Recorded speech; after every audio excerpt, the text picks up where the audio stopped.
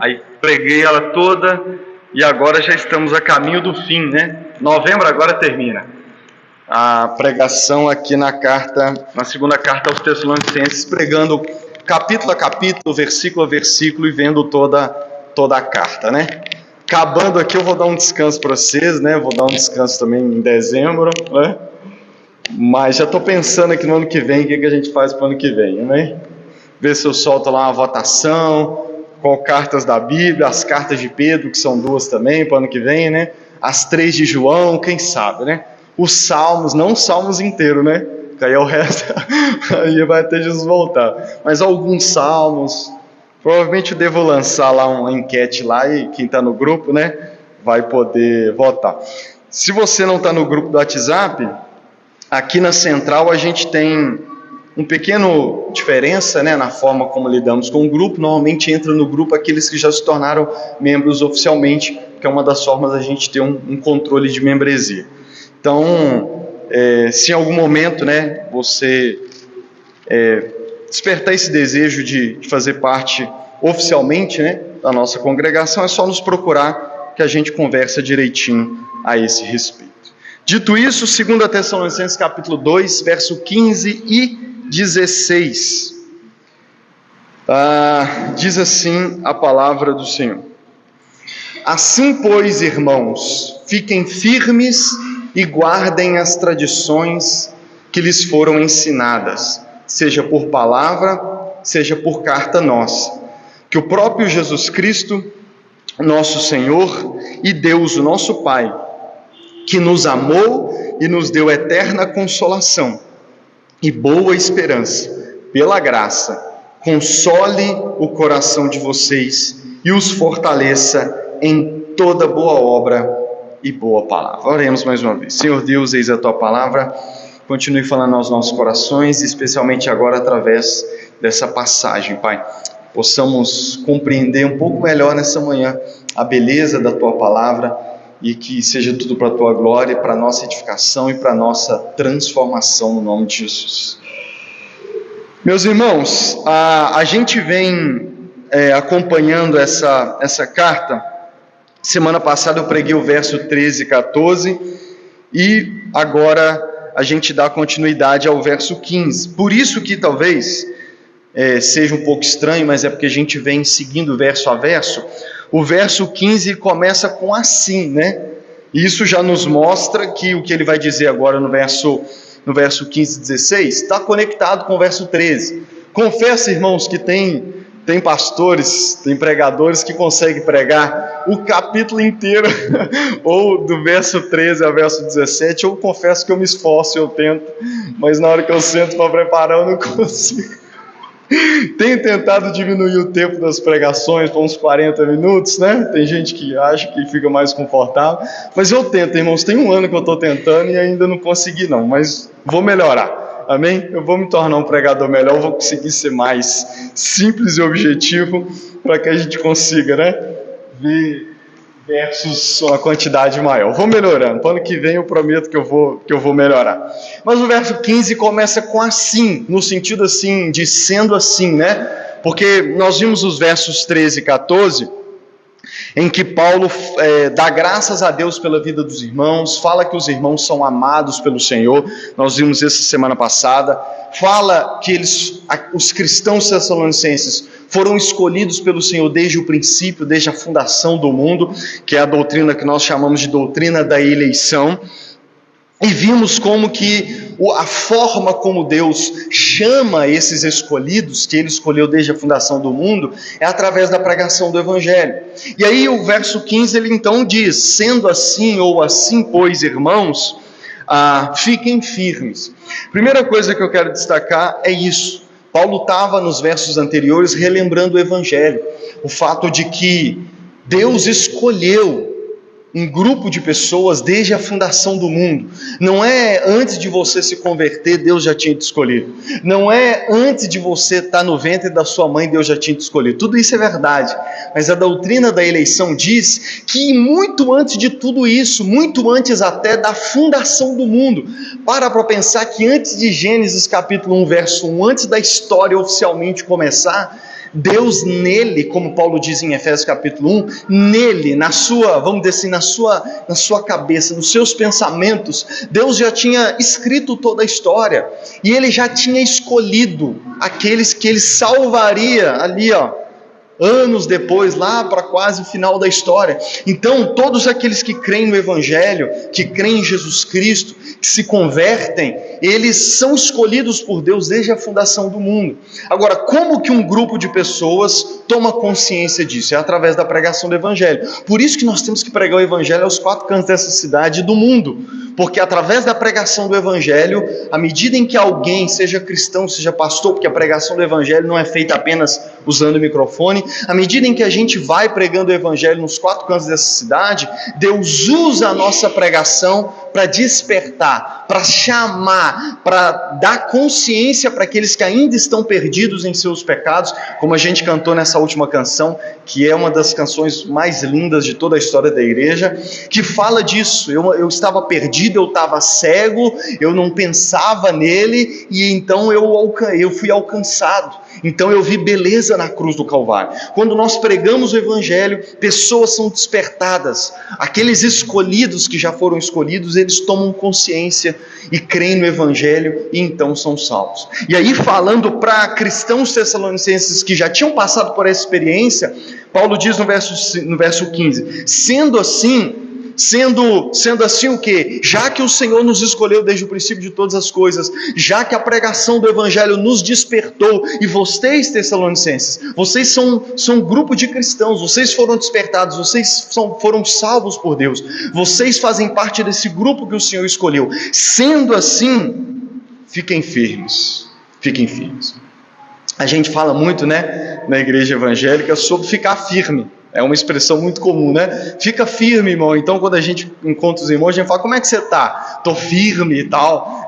Eu tinha uma expressão, agora eu acho que eu parei de falar um pouco, mas eu sempre gostava de falar: estou firme na rocha, que é Jesus, Então, a gente tem essa expressão. Por quê? Porque é uma expressão bíblica. Porque quando a gente fala de ficar firme, a gente está trazendo à memória uma das coisas que o Novo Testamento mais fala, que é a perseverança. São inúmeros os versículos, são inúmeras as passagens que tratam da perseverança. Eu quase, preparando o esboço aqui, quase que eu comecei a pregar sobre perseverança, porque a Bíblia fala muito sobre perseverança, sobre o cristão perseverar. Quem não se lembra daquele versículo, A quem perseverar até o fim será salvo. A Bíblia fala muito sobre perseverança. Eu gosto muito de como que João começa o livro de Apocalipse, porque ele começa saudando os irmãos para quem ele escreve, dizendo para eles que ele é companheiro deles no reino e na perseverança. Porque nós precisamos de perseverança. A vida cristã, a gente pode dizer que é uma caminhada simples. A vida cristã verdadeira, ela é simples, ela não tem burocracia, ela não tem complicação. As igrejas que complicam a caminhada cristã estão erradas. A caminhada cristã ela é simples, porém ela não é fácil. Amém? Porém não é fácil. Porque nós estamos na contramão, como a gente gosta de dizer. A gente está na contramão do mundo. A gente está andando no caminho contrário a Satanás, seus demônios e todos aqueles que a gente já viu até aqui nesse capítulo 2, que gostam da mentira, que têm prazer na injustiça, que no fim das contas seguirão o anticristo. Então a gente está na contramão. Então, se você está na contramão da maioria das pessoas, não espere caminho fácil. A vida cristã não é fácil. Por isso que nós precisamos ficar firmes. Mas o ponto que eu quero destacar nesse verso não é a perseverança em si. Tanto que nesse próprio capítulo, nessa própria carta aos Tessalonicenses, capítulo 1, verso 4, Paulo, se você reler, Paulo vai dizer que ele se orgulhava diante do Senhor da perseverança que os Tessalonicenses tinham, da perseverança e da fé deles. Então, lembrando também, que a igreja de Tessalônica, os irmãos tessalonicenses, eles estavam passando por duras perseguições. Eles estavam sendo perseguidos de forma brutal. Alguns já haviam sido até mesmo mortos na perseguição. Então, Paulo está falando, fiquem firmes. Eles já estavam demonstrando uma fé firme. Paulo elogia isso especialmente na primeira carta. Paulo, no capítulo 2 da primeira carta, vai destacar como que, mesmo em meio às perseguições, eles estavam permanecendo firmes, eles estavam perseverando. Mas novamente, é sempre bom, né? A gente sempre precisa do lembrete do Senhor de fica firme, aguenta, segura as pontas. Já viu aquela expressão assim, aperta o cinto? A gente sempre tem que relembrar, porque a gente sempre precisa estar relembrando que a gente precisa perseverar. Mas o que eu quero destacar nessa manhã não é nem falar da perseverança e a importância de perseverar, mas a motivação para a gente perseverar.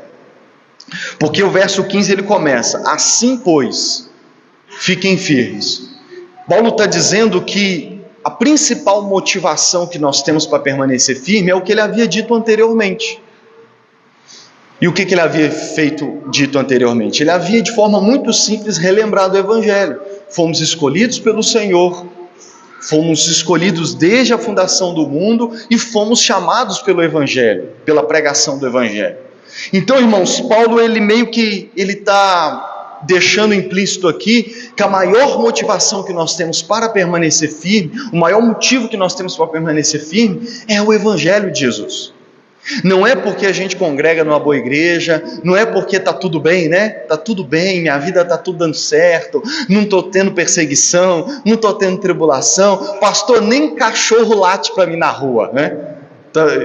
Eu não estou assim no momento não, no momento eu estou passando um deserto que ontem eu estava assim, ô Senhor Jesus, está parecendo, eu estou com a mesma impressão do povo que ficou 40 anos no deserto, esse deserto não acaba, né? Eu estou doido para, como diz a canção da nossa irmã Cassiane, né? Atravessar e do outro lado cantar o hino da vitória, mas por enquanto eu estou na luta, estou no deserto, mas é muito bom, né? Não sei se é o seu caso, é muito bom estar num momento de tranquilidade, né? É muito bom você ter a impressão de que você está ali no pasto verdejante, né? Estou tranquila, minha alma está tranquila, não estou nem com boleto atrasado, né? É muito bom. Então, meus irmãos, o motivo de perseverarmos e ficarmos firmes não é porque está tudo indo bem, não é porque a gente está sem luta, não é porque a gente congrega numa boa igreja, não é porque a gente congrega numa igreja onde não tem essas complicações, as coisas são muito mais simples, são muito mais tranquilas, não tem o peso de religiosidade sobre nós. Não é esse o motivo.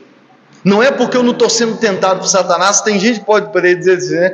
Ô pastor, parece que até o diabo, seus demônios, esqueceu de mim, porque eu vou falar com você, nem tentado ultimamente eu estou sendo, que é quase impossível, né? Mas talvez você poderia pensar assim, eu não estou nem sendo tentado. Irmãos, o maior motivo para ficarmos firmes não é que está tudo indo bem. A maior motivação para ficarmos firmes é o Evangelho de Jesus. É o fato da gente trazer à memória, como vamos fazer nessa manhã, trazer à memória o fato de que o nosso Cristo já deu a vida por nós.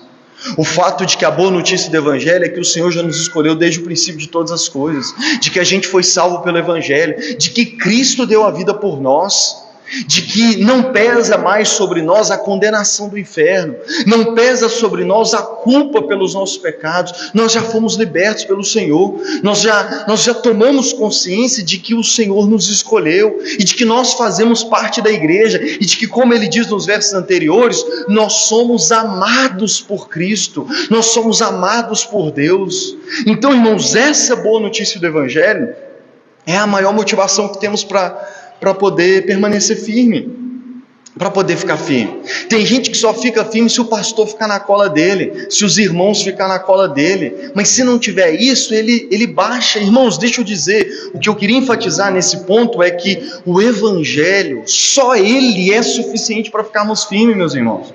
Por isso que você não pode, eu gosto muito também do salmo que o Ismael leu, o 103, porque o salmista está dizendo isso, né? Lembrem-se de todos os benefícios, eu decorei nessa versão, lembre, ó minha alma, de todos os benefícios que o Senhor tem feito, e aí ele começa a listar quase que o salmo inteiro, os benefícios da salvação do Senhor. Então ali é o salmista que, nesse caso do 103, ele está lembrando a sua própria alma, do Evangelho, da boa notícia, dos benefícios que você ser escolhido pelo Senhor traz. E, meus irmãos, essa deve ser a maior motivação para ficarmos firmes. Porque se você mantiver na sua memória, e não apenas lembrar no dia de Santa Ceia, não apenas lembrar no domingo na hora do culto, se você manter na sua memória, até quando o pastor não estiver na sua cola, quando os irmãos não estiverem na sua cola, quando não for dia de culto, quando não for dia de Gessel, se você mantiver na sua memória o Evangelho, a boa notícia do Evangelho, ardendo no seu coração, meus irmãos, isso é motivação suficiente para você ficar firme. Porque se o Senhor me escolheu, e como ele diz nos versos anteriores também, e ele nos separou para a glória de Cristo, falei sobre isso, de que na eternidade nós estaremos diante da glória do Senhor. Então pare para pensar, como que para mim faz muito sentido. Se o Senhor já me escolheu desde a fundação do mundo, se ele já me escolheu para a salvação, e isso implica de que eu não serei no dia do juízo final, no dia da volta de Jesus, eu não serei condenado, eu estarei com ele do lado dele, como eu preguei no início desse capítulo 2, eu vou estar à direita de Deus, eu vou estar do lado daquele que vai ouvir assim: vinde benditos do meu Pai para o reino que está preparado para vocês desde a fundação do mundo. Então, se eu já fui liberto de Satanás, dos meus pecados, eu não vou ter que pagar o preço pelos meus pecados. Se eu já fui salvo da condenação eterna do inferno, se ele me escolheu, se ele me amou e continua me amando, se o Espírito está santificando a minha vida, irmãos, por que eu não vou ficar firme? Por que eu não vou perseverar na caminhada cristã? Porque por mais que possa ser às vezes difícil a caminhada cristã, mas é uma caminhada de quem, como diz o Salmo 126, de quem está plantando chorando, mas a colheita é certeira. Amém? A colheita é certeira. É isso que nós vamos ver nesses versos aqui. Então, meus irmãos, nós temos, como ele vai dizer no próximo verso, uma boa esperança. Nós não estamos, como Paulo diz em Coríntios, nós não estamos lutando contra o ar. A impressão, eu estava conversando esqueci com quem, com alguém ontem, com um amigo meu, falando que, meu cunhado, aliás, lembrei, a gente estava conversando sobre as lutas da vida, né, e a gente falando que às vezes a gente tem uma sensação de que nada e morre na praia. Já teve essa sensação? Nadei, me esforcei e ainda estou na praia, não saí do lugar. Às vezes nas questões da vida, a gente tem essa impressão, a gente trabalha, soa e parece que não sai do lugar. Mas deixa eu dizer, irmãos, no que dizer, isso pode ser impressão nossa nas coisas dessa vida, mas no que diz respeito à caminhada cristã, nós jamais seremos tomados por essa sensação, porque a caminhada cristã, todo o esforço, toda a perseverança, todo o trabalho que a gente às vezes tem que fazer para ficar firme no caminho do Senhor, não será em vão. Não será em vão. No fim das contas, nós seremos recompensados. No fim das contas, nós estaremos diante da face do nosso Deus. Então, meus irmãos, fiquem firmes, e a maior motivação é a mensagem do Evangelho. Porque se o Evangelho não for verdade, se a boa notícia não for verdade, se a gente acredita em ideologias, em promessas que esse mundo faz, a gente vai ser tomado por essa sensação de que está perseverando em algo e no final não vai dar certo. Imagina, para usar um exemplo futebolístico aqui, imagina o time do Sport, que é um time que já está rebaixado no Brasileiro. Já tem muitas rodadas que é certeiro, eles não vão se livrar do rebaixamento do time. E imagina, irmãos, o que é você, quarta e domingo, ter que entrar em campo para jogar 90 minutos, correndo atrás da bola, sabendo que o resultado, se você ganhar de 10-0, no fim das contas, não vai, sabe, entende? Não vai resolver nada. Eles podem entrar no jogo amanhã, hoje, né, domingo, e ganhar de 10-0, de 15, de 20-0, que no fim das contas não vai resolver o caso deles. Imagina que sensação é essa? Aí eles têm que ser profissional, né? Irmãos, a caminhada cristã é totalmente diferente. A nossa perseverança, a nossa luta, todo o esforço que a gente faz para ficar firme, irmão, vai ter resultado. Porque o Evangelho diz que a eternidade nos está garantida, que veremos a glória do Senhor. Então, o ponto que eu quero destacar nessa manhã é que o Evangelho, a boa notícia, é a nossa maior motivação para ficar firme. Porque no dia que até mesmo o pastor não estiver do seu lado, que os irmãos não estiverem do seu lado, que você não tiver motivação nessa vida para permanecer firme, lembre, traga à sua memória a boa notícia do Evangelho. Amém? Traga a boa notícia do Evangelho. De que, por mais que essa vida possa ser a sensação de só plantar chorando, o que esse salmo diz é verdade a respeito da caminhada cristã.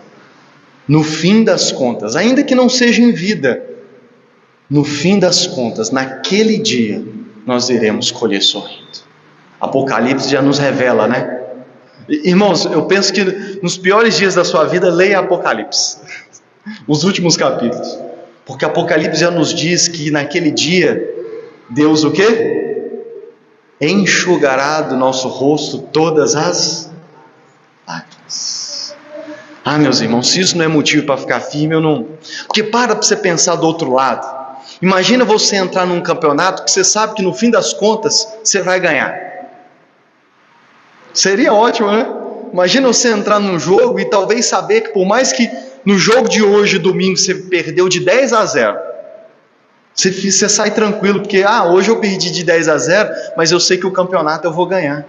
Irmãos, essa é a sensação que deve tomar o nosso coração. A gente pode ter dias de lutas, né? Ou muitos dias de lutas. A gente pode ter as nossas dificuldades nessa vida, mas uma coisa é certa: naquele dia estaremos do lado vencedor. Estaremos do lado vencedor. Naquele dia estaremos contemplando a face do nosso Cristo. Então a vitória já é nossa. Amém? A vitória já é nossa. Nós seremos os vencedores, nós seremos os campeões, vamos dizer assim. Por isso que nós temos motivos para quê? Para ficar firme. Fica firme.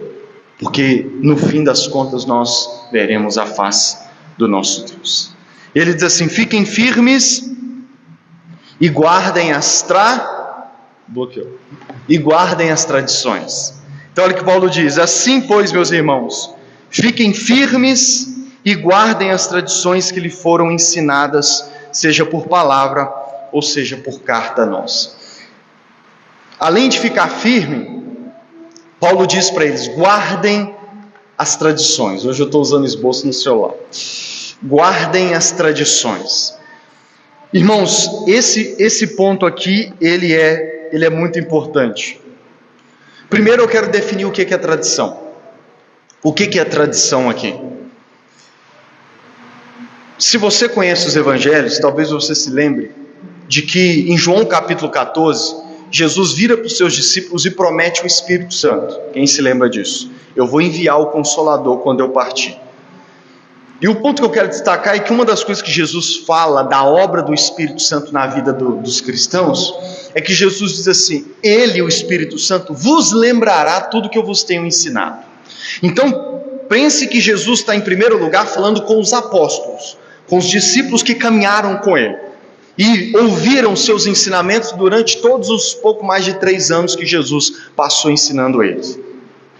Jesus então vira para esses discípulos e diz assim: quando eu partir e deixar vocês, quando eu voltar para o Pai, eu vou enviar o Espírito, e não se preocupem, o Espírito vai lembrar vocês tudo que eu vos tinha ordenado. Então o próprio Jesus diz que o Espírito Santo não ia ensinar nada novo. Esse é o ponto que eu quero destacar. Jesus disse que o Espírito Santo não ia ensinar nada novo. O que o Espírito Santo faria era refrescar a memória deles para tudo aquilo que Jesus já tinha ensinado. Se você conhece a grande comissão, Mateus 28, Jesus envia os discípulos para ir por todo o mundo pregando o Evangelho. E o que Jesus diz para eles? Preguem o Evangelho e ensine eles a guardar tudo que eu vos tenho ensinado. Então, novamente, os apóstolos, quando foram enviados, os primeiros cristãos, não foram enviados no mundo para ensinar algo novo. Eles foram enviados para ensinar outras pessoas a crer e a guardar tudo o que Jesus tinha ensinado para eles. Então, qual que era o papel dos apóstolos? Recebi de Jesus, eu agora passo para frente. Eu não vou acrescentar, eu não vou tirar. Aquilo que eu recebi, eu tenho que o quê? Que entregar. Se você conhece a Bíblia, talvez você lembrou de 1 Coríntios capítulo 11, que é a passagem da Santa Ceia, que o verso que a gente costuma ler a partir do verso 26, Paulo começa assim: porque eu recebi do Senhor aquilo que eu vos transmiti, que na noite em que foi traído. Ou seja, Paulo está dizendo: eu não ensino nada novo. o que eu passo para a igreja é aquilo que eu recebi do Senhor. Em Gálatas ele vai falar a mesma coisa. Eu recebi e eu agora transmito. Por isso que, de certa forma, não houve atrito quando Paulo começou a pregar com os 12 apóstolos. Porque quando Pedro, Tiago, João ouviram Paulo pregar, eles falaram: o que ele prega é o mesmo que a gente prega. Porque não tem mistério. Porque não tem, como a gente usa um ditado hoje, eles não tinham que inventar a roda de novo. A roda já está inventada. Amém? Quando você vai para Belo Horizonte, você vai por qual caminho? Pela 040, né? Você não fica, eu vou criar um caminho novo para me seguir. Não, você vai pela que já criaram. Então não tem que inventar roda. E no cristianismo é assim, meus irmãos. O Espírito não ensinaria nada diferente. Os apóstolos não tinham que ensinar nada diferente. E Paulo diz: eu passo para vocês aquilo que eu recebo. Tanto que em Gálatas, Paulo começa dizendo isso. Se alguém, seja um de nós, apóstolos, se for um anjo, qualquer um que ensinar algo diferente daquilo que a gente já ensinou para vocês, considere anátema, amaldiçoado, descarta, joga fora, dá as costas, não deem ouvidos. Porque Paulo diz: aquilo que nós já transmitimos é o que o Senhor ensinou. Então, qualquer coisa que saia fora disso, descartem. Irmãos, quando chega em 2 Timóteo, já na última carta de Paulo, que muitos acreditam que 2 Timóteo é a última carta de Paulo, Paulo vira para Timóteo, um jovem pastor, e o que ele diz no capítulo 2? O que você ouviu de mim diante de muitas testemunhas, isso você vai ensinar a homens fiéis, que serão capazes de ensinar outros homens fiéis. Esse é o significado de tradição no cristianismo. O que é tradição? Aquilo que os apóstolos receberam, eles passaram para frente, e aquilo que os discípulos, os cristãos que foram se convertendo depois, receberam dos apóstolos, é isso que eles tinham que o quê? Passar para frente. Então Paulo vira agora para os Tessalonicenses e diz assim para eles: fiquem firmes e guardem as tradições que vocês ouviram de nós, seja por carta nossa, seja por palavra ou por carta nossa. O que os Tessalonicenses tinham que fazer na vida cristã deles? Guardar aquilo que Paulo, como apóstolo, Timóteo, Silvano ensinaram para eles. Eles não tinham que aprender nada novo. Eles não tinham que passar para frente nada novo. Eles tinham que guardar aquilo que já foi ensinado por eles. Não sei se você vai se lembrar, mas no começo do capítulo 2, no verso 1, Paulo disse que no meio da igreja já tinham pessoas que estavam distribuindo cartas, fazendo circular cartas, se passando pelos apóstolos. Então percebe como que desde o início da igreja já havia essa consciência entre os cristãos de que os ensinamentos verdadeiros que vieram desde Jesus era aquilo que os apóstolos ensinavam.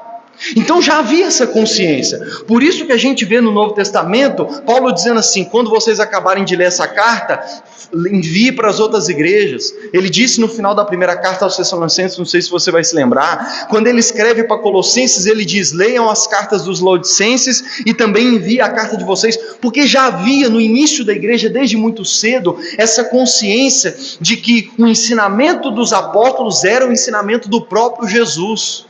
E que havia essa consciência de que o que os cristãos deviam se apegar é os ensinamentos dos apóstolos. Tanto é assim que por isso havia também desde o início da igreja esse problema, que é de algumas falsas cristãos, falsos profetas, falsos pastores, também escrever cartas e se passar pelos apóstolos. Então o que eles faziam na época? E o capítulo 2 começa Paulo falando isso. Eles circulavam cartas, ensinamentos e faziam parecer que era dos apóstolos. Por quê? Porque como eles sabiam que a igreja ouvia os apóstolos, então para a igreja receber um ensinamento tinha que se passar pelos apóstolos. Mas Paulo diz: não recebam carta que não é escrita por nós. Já nesse verso que nós lemos, Paulo está dizendo: guarde aquilo que vocês ouviram de nós, seja por palavra ou seja por carta. Então, meus irmãos, é por isso que ao longo da história da igreja, a gente tem as cartas e os livros que nós chamamos hoje de apócrifos. Quem já ouviu falar disso? Por exemplo, qual que é a diferença da igreja, da Bíblia usada na igreja católica com a Bíblia que a gente usa? A diferença é um acréscimo de 7 livros, que são chamados livros apócrifos, que na Igreja Católica tem 7 livros a mais. Na nossa tem 66 livros, na dos católicos tem mais 7 livros, que nós protestantes consideramos apócrifos. Por que consideramos apócrifos e não usamos nas nossas Bíblias? Porque esses 7 livros fazem parte dos livros que foram escritos, tem muita coisa parecida com os demais, mas que ao longo da história da igreja não foi reconhecido como vindo, vamos dizer assim, da caneta dos apóstolos. Na época era pena, né? Da pena dos apóstolos. E além desse, se você gosta de navegar muito na internet, de vez em quando você ouve por aí, o Evangelho de Maria Madalena, o Evangelho de Tomé, o livro de Enoque. Quem já ouviu falar desses livros? Todos esses livros, quando você ouvir falar, aí dizem assim na internet, às vezes você está lá no seu TikTok, e aí aparece lá, os livros que a igreja excluiu da Bíblia. É tudo balela, você pode ignorar. Porque o que são esses livros? Eles são livros que existem já há muito tempo. Mas são livros dessa categoria, de que ao longo da história da igreja, já antes de 400 depois de Cristo, ou seja, foi muito cedo, para uma igreja que já tem mais de 2000 anos, foi muito cedo o reconhecimento dos livros que nós temos na Bíblia. E esses outros como sendo livros que, por mais que possam ter sido escritos na época, não eram livros escritos pelos apóstolos. E aí vem essa exortação, por isso que ela é muito importante. Guardem as tradições. Quais tradições são essas? O que hoje nós temos escrito na Bíblia. Por isso que a lição desse verso para nós hoje é um dos principais lemas da Reforma Protestante que nós comemoramos em outubro agora, que é o somente as Escrituras. O que esse lema da Reforma diz? Que nós devemos ficar somente com o que está escrito. Porque essas tradições que Paulo está dizendo para os Tessalonicenses guardar, nós temos elas hoje aonde? Na onde? De fato, a gente não tem tudo que os apóstolos escreveram. Muita coisa se perdeu. Mas o que nós temos e que nós podemos confiar está aqui. Especialmente no Novo Testamento, nos 27 livros do Novo Testamento. Certo? Então é aqui que nós temos. Por isso que um dos lemas da Reforma Protestante é somente as Escrituras. Nós temos que ficar com o que está escrito e só com o que está escrito. Por isso, quando a gente fala desse tema, uma das passagens que a gente lembra é o final de Apocalipse. Não acrescente, não tire nada, porque esse é o espírito da coisa. Nós não devemos acrescentar nada ao que está escrito e nem tirar nada do que está escrito. Por isso que um dos dilemas principais para a caminhada cristã, uma das coisas que crente tem que ser chato mesmo, crente evangélico tem que ser chato ao falar disso e bater nessa tecla, é o famoso, qual que é a base bíblica para isso? Quando um pastor, alguém, qualquer pessoa, gente na internet, ensinar alguma coisa, falar sobre alguma coisa, a postura nossa é, onde que está na Bíblia? Qual que é o versículo, a passagem que fundamenta isso que você está me ensinando? Onde que isso está escrito? Porque, irmãos, às vezes é um dos motivos que nós crentes somos tomados como chato, de querer tudo aonde que está na Bíblia. Mas deixa eu te dizer, é isso que a Bíblia nos ensina. É isso que passagens como essa nos ensinam. Guarde as tradições que nós ensinamos a vocês por meio das nossas cartas. Temos que ficar com o que está escrito. Não podemos ir além. E deixa eu te dizer, até me ouvindo aqui, você tem que estar nesse espírito. Porque eu posso aqui no meio de falar da Bíblia ensinar coisa que não está na Bíblia. Está aí a importância de você ler a Bíblia na sua casa. Porque se você ficar com o conhecimento da Bíblia que só eu transmito para você, eu posso ensinar algo, falar com você que está aqui, ou eu posso distorcer uma passagem e você vai acreditar. Por que você acha que em muitas igrejas tem gente que beija o pé do pastor, ajoelha, se joga na poça d'água para o pastor passar em cima? E existem todas essas barbáries que a gente vê em muitas igrejas evangélicas, e talvez num contexto de igreja saudável que a gente vive, que a gente fica assim, como que pode? Pode, é muito fácil, desde que o povo não leia a Bíblia. Porque se você não conhece a palavra, se você não sabe o que está escrito e o que não está escrito, é muito fácil você ir com o que dizem por aí. Quem está me entendendo nessa manhã?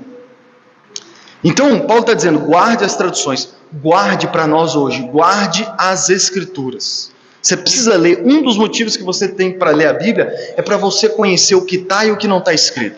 Irmãos, eu vou dizer para vocês, não é arrastando, mas eu já li a Bíblia toda várias vezes.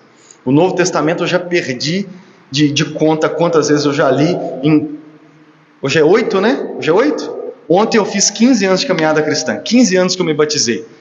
Então eu já li a Bíblia várias vezes. Eu vou dizer para vocês, e aqui para usar como exemplo, você pode me dizer qualquer coisa que eu vou saber se está na Bíblia ou não.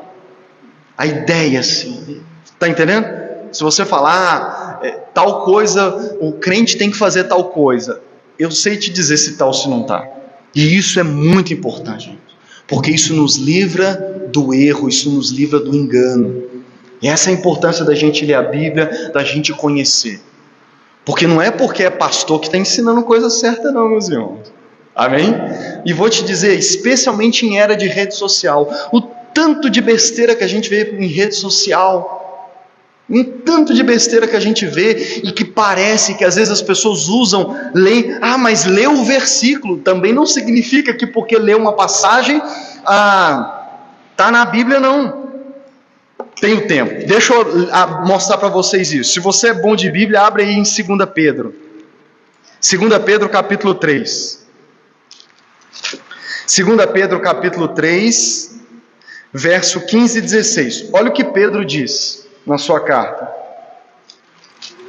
2 Pedro capítulo 3, verso 15 e 16. Olha o que Pedro diz. E considerem a longanimidade do nosso Senhor como oportunidade de salvação, como também nosso amado irmão Paulo escreveu a vocês, segundo a sabedoria que lhe foi dada, ao falar a respeito destes assuntos, como de fato costuma fazer em todas as suas cartas. Então, um ponto aí. Pedro está escrevendo a carta dele e escrevendo para os irmãos, para quem ele está escrevendo, ele lembra de Pedro, ele fala para os irmãos ler as cartas de Paulo, e ele diz assim, sobre esse assunto, traduzindo aqui, eu não vou falar muito, porque basta ler as cartas de Paulo. Paulo fala muito sobre esse assunto, e o assunto aqui é a volta de Jesus, é a volta de Jesus. Inclusive Pedro poderia, não estou afirmando, poderia estar se referindo à carta aos Tessalonicenses, porque o capítulo aqui, Pedro está falando sobre a volta de Jesus, sobre o anticristo e tudo mais. Então ele está dizendo, olha, Paulo falou muito sobre isso nas cartas dele, com a sabedoria que Deus deu para ele. Aí ele diz assim, olha, ao falar desses assuntos, como faz em todas as suas cartas. Então, ponto. Percebe como que Pedro já reconhecia as cartas de Paulo. Pedro está escrevendo, mas ele também cita de Paulo. Percebe como que é para deixar essa consciência de que eu sou Pedro, eu sou apóstolo, estou escrevendo, mas vocês também podem ler as cartas do apóstolo Paulo e tal, aquele negócio todo. Aí olha o verso continua dizendo, nela há certas coisas difíceis de entender. Então o próprio Pedro não era tão estudado como Paulo era estudadíssimo, conhecia o Antigo Testamento de cabo a rabo. Pedro não era tão estudado assim, mas aí Pedro diz assim, as cartas de Paulo tem algumas coisas que é difícil de entender. Quem já leu Romanos, por exemplo, sabe do que Pedro está dizendo. Algumas partes da carta de Paulo são difíceis de entender, e o próprio Pedro reconhecia isso. Mas aí olha o que Pedro diz,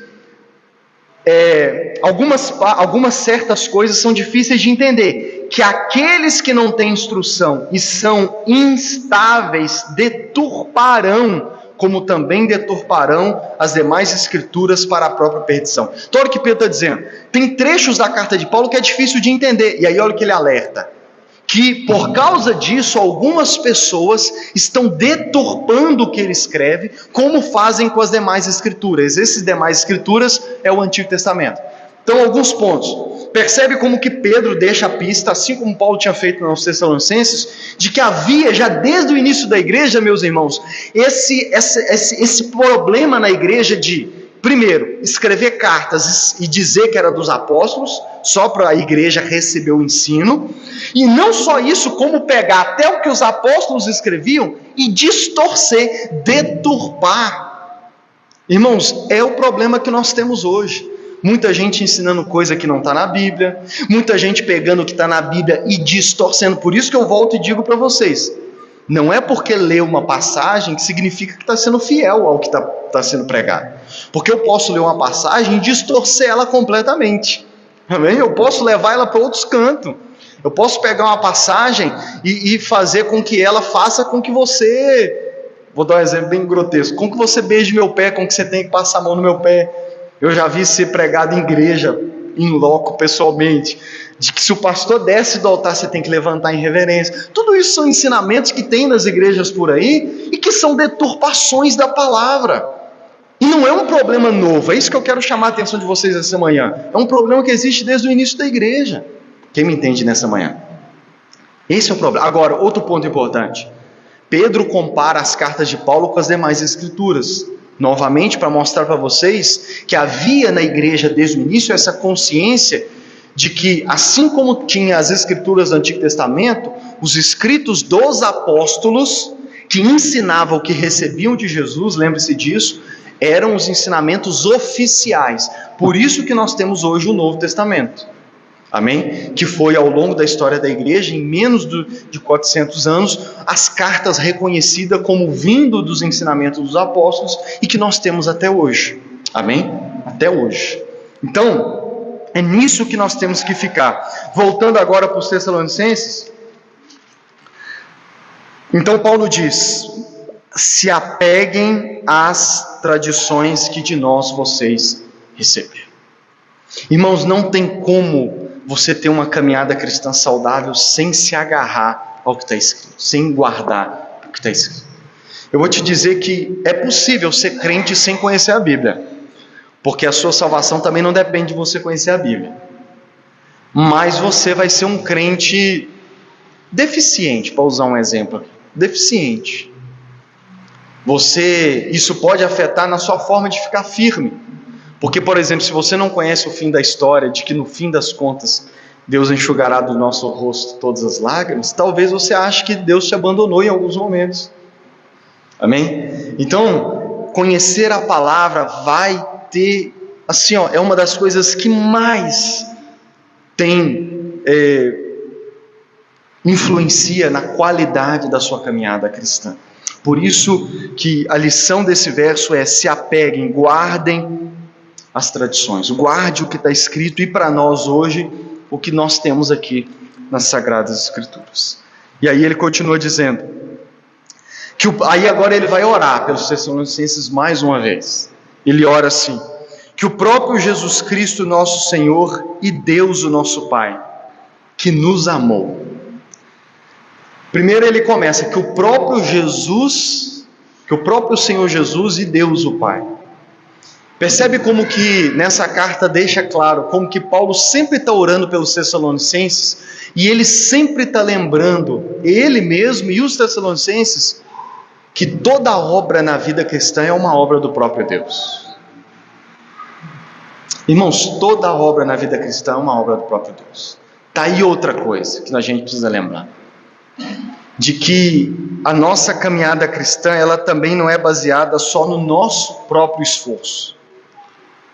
Enquanto você fica firme, enquanto você persevera, na verdade Deus já está trabalhando na sua vida. Amém?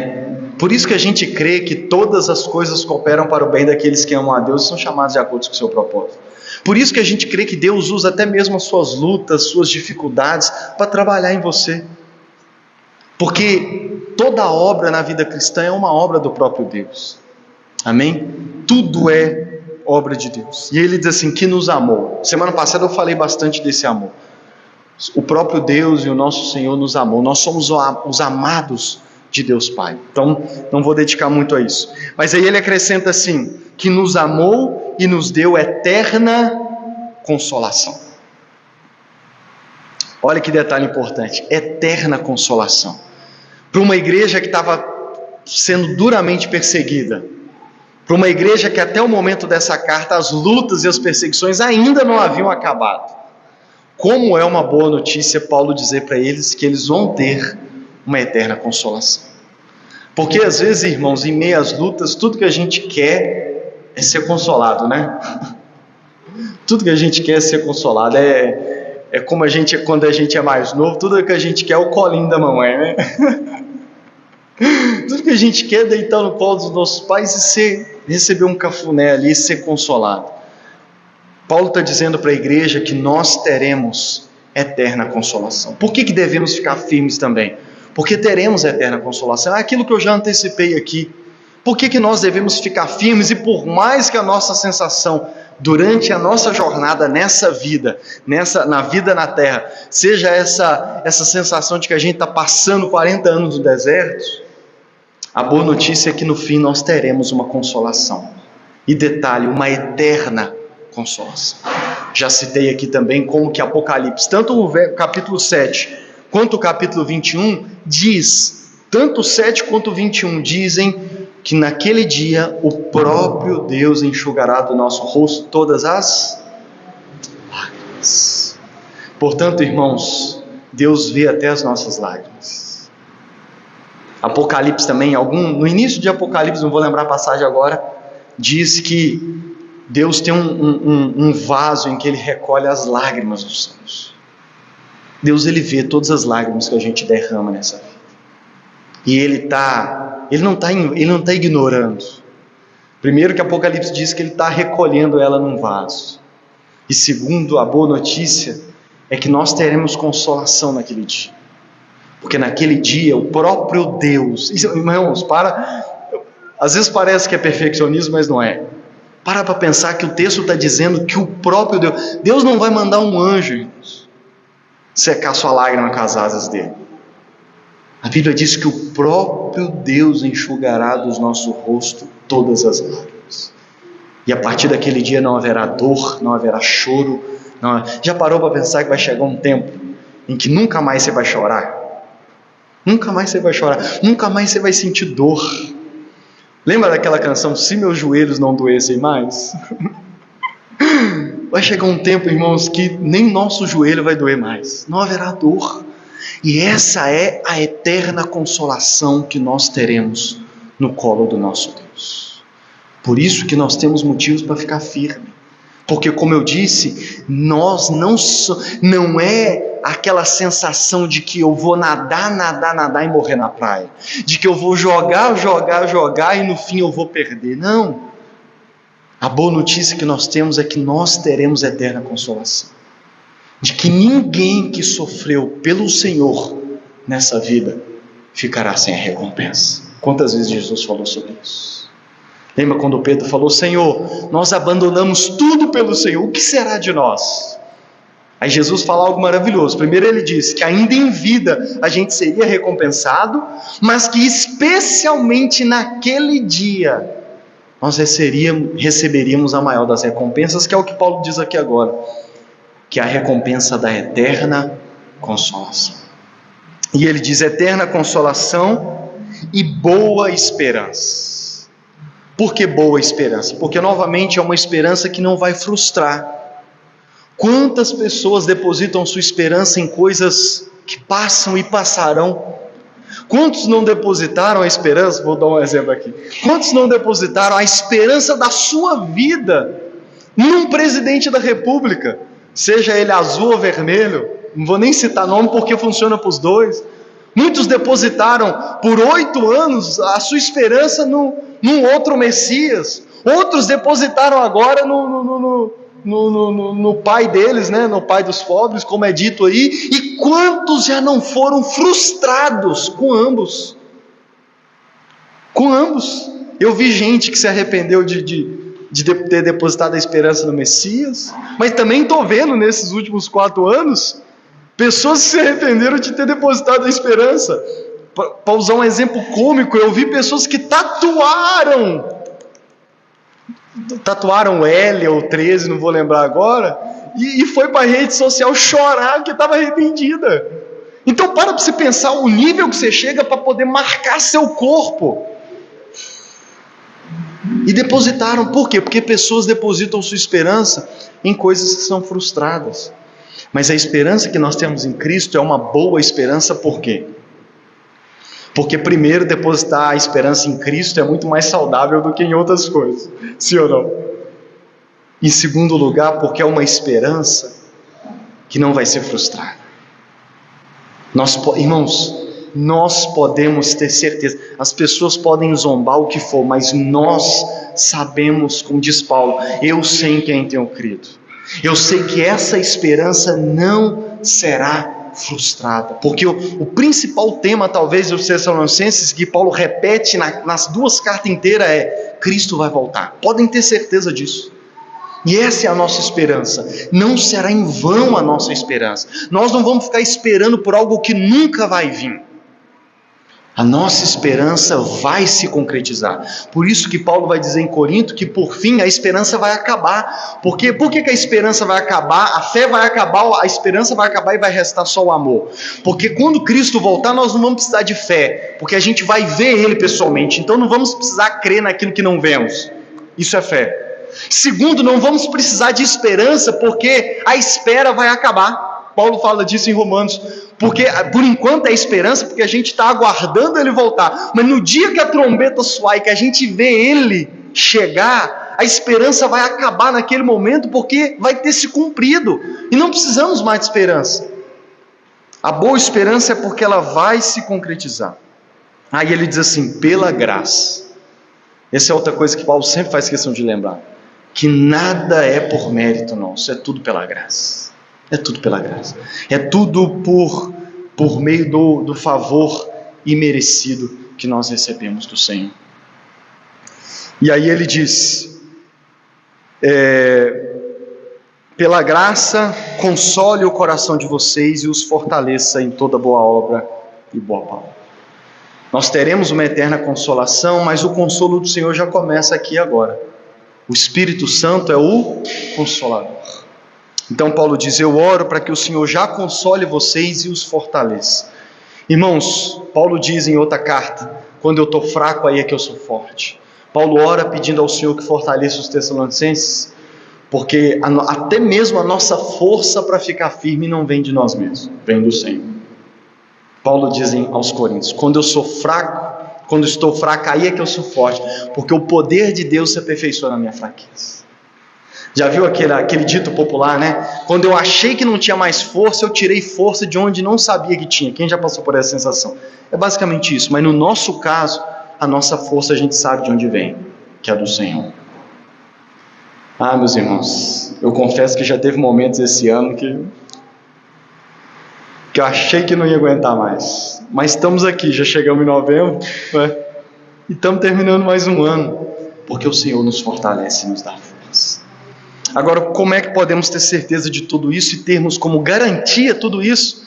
Porque tudo isso só é verdade se a gente tem como certeza. Por que nós podemos ter tudo isso como certeza? Por causa disso daqui que a gente vai celebrar agora. Porque a certeza que temos de que todas essas promessas para o futuro vão se concretizar é por causa da promessa que já se concretizou. Por todo o Antigo Testamento o Senhor prometeu enviar o Messias. E há quase 2000 anos atrás o que ele fez? Ele enviou. O Messias pisou nessa terra. Viveu, fez maravilhas e no fim das contas morreu por mim e por você. Irmão, se Deus enviou Jesus a essa terra, se Cristo morreu por nós e é um fato verídico, inquestionável, se nós temos certeza que o nosso Cristo já veio a primeira vez, então como a gente vai duvidar da segunda vinda? Por isso que relembrar o que vamos relembrar aqui agora é o maior motivo que temos para tomar tudo isso como certeza. Porque Ele não falhou na primeira promessa de enviar o Messias para pagar o preço pelos nossos pecados. Ele cumpriu. Cristo veio, Ele enviou o seu Filho a essa terra. E se Ele não falhou na primeira promessa, na segunda Ele não vai falhar.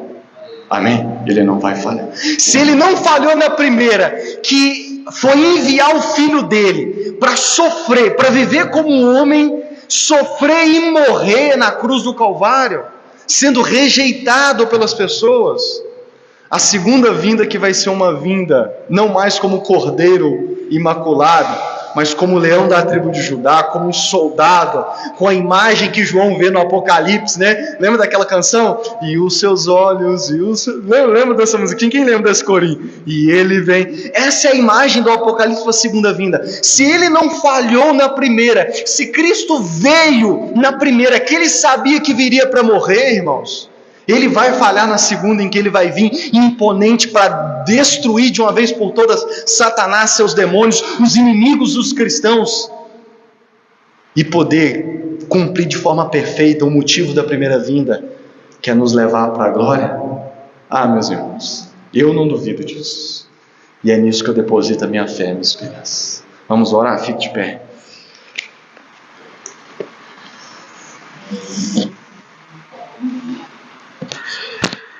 Por isso que eu já quero chamar você que é batizado, aqui na frente, já pegar os elementos.